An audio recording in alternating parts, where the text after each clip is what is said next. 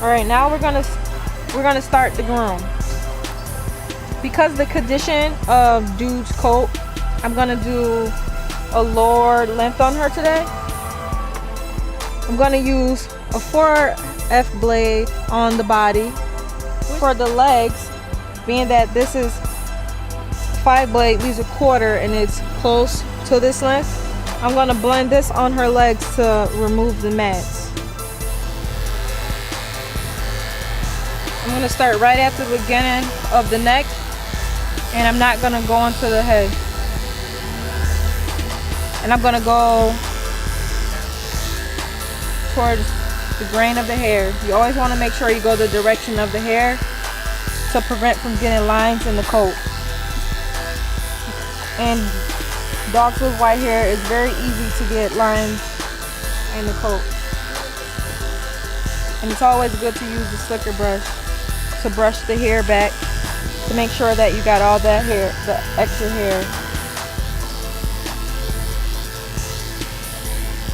I'm not gonna go down into the legs like I said before, because this area is knotted and you don't want to take a long length through the legs. Dragging through, you don't want to cut the skin.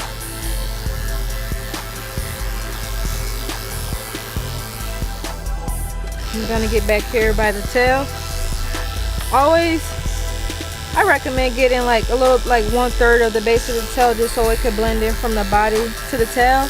And also this area is easy to knot, so you want to kind of keep it a little bit length of the body, just to keep it maintenance.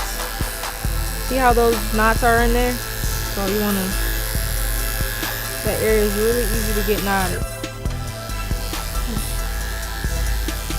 I want to make sure I'm not going into the face.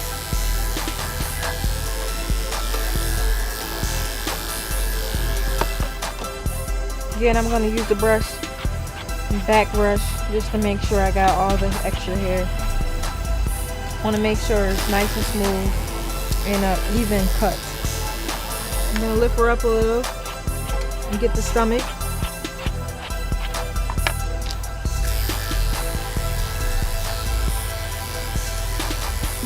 I'm done with the body. I'm going to go to the legs.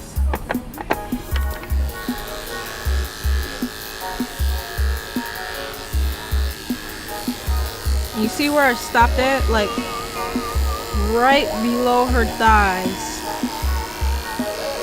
Just to make sure that this is blended in well. Don't want to go up too high because I don't want to take the length away from the body.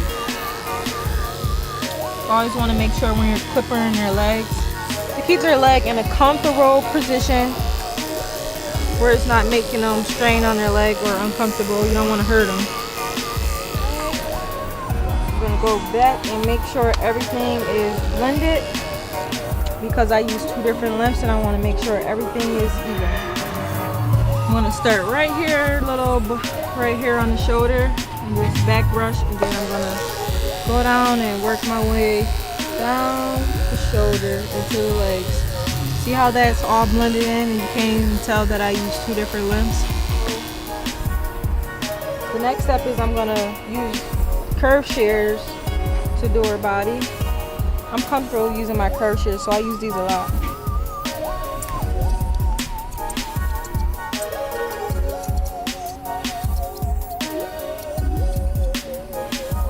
You want to be very careful when you get right around this point right here.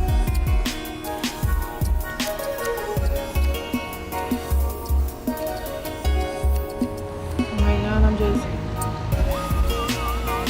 getting the excess hair around the feet.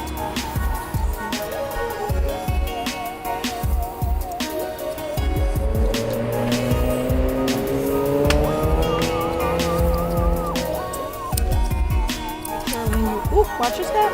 Make sure when you're cutting around the paw pad, be very careful. You never want to cut on the paw pad with shears. It's very dangerous.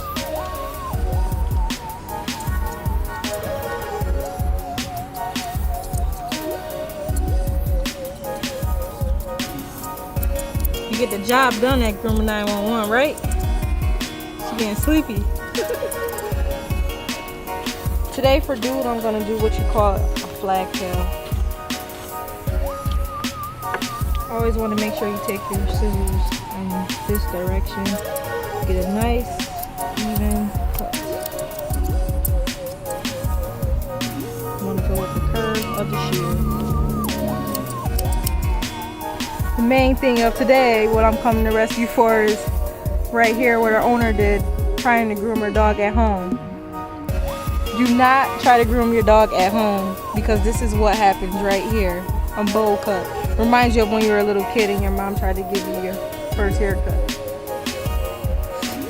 And today, I'm gonna try to blend her head in with the length of her body. I'm gonna use an attachment comb. So I'm gonna attach this on here. I'm gonna take it in reverse. Being that her owner left a spot on her head, I want to take her head a little bit shorter today so that I can be able to blend that in. We don't work miracles, but we can get the job done. Now with the back of her head, you want to comb the hair forward, and you want to make sure that this blends in down the neck. Right now what I'm doing is blending the hair and make sure that everything is. As you can see with Dude's face, she tears a lot. Sometimes it's something that you can't help. You could do your best with it. So at home you could take wet wipes and keep it clean to try to keep from the discoloration. Being that she does have that color, I'm going to try to get as low as possible around her eyes to remove that.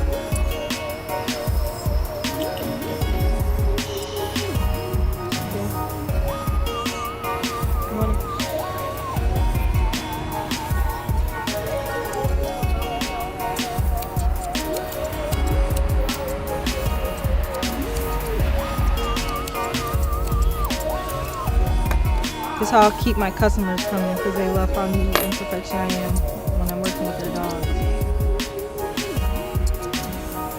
Alright. Now I'm just going to make sure this little piece of batch of hair right here, I'm not going to take too much of it off, but just a tiny bit. Now we're going to go to the ears, what I saved last. Being that I'm doing this rescue, I'm cutting it to my preference. I'm going to take hers a little bit in the direction of the ear leather.